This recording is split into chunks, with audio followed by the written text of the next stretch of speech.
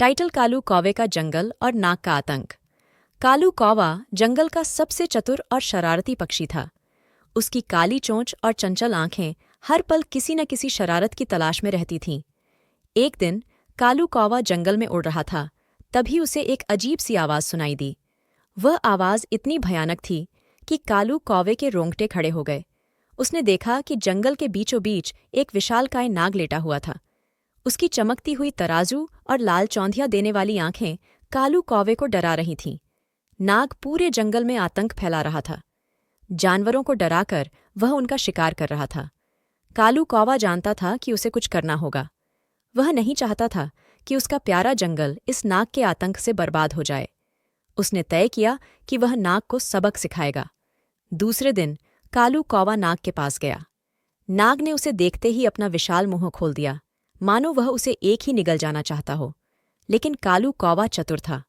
उसने नाग को डराने के लिए जोर जोर से कांव कांव करना शुरू कर दिया। नाग कान बंद कर लेता तो कालू कौवा उड़कर उसके सिर पर बैठ जाता और उसे चोंच मारने लगता। नाग गुस्से से फुफकारता, लेकिन कालू कौवा डरता नहीं था। वह बार बार यही हरकत करता, नाग को परेशान करता रहा। थककर हार मानकर नाग ने जंगल छोड़ने का फैसला किया। उसने कालू कौवे को क्षमा मांगी और वादा किया कि वह कभी वापस नहीं आएगा। कालू कौवा खुशी से झूम उठा।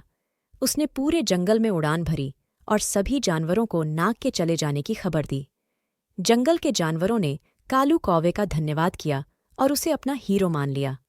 उस दिन से कालू कौवा जंगल का सबसे सम्मानित पक्षी बन गया। उसकी बहादुरी और चतुराई की कहानी हर पक्षी और जानवर की जुबान पर थी। कालू कौवा ने सिखा दिया था कि हिम्मत और चतुराई से कोई भी मुश्किल आसान हो सकती है।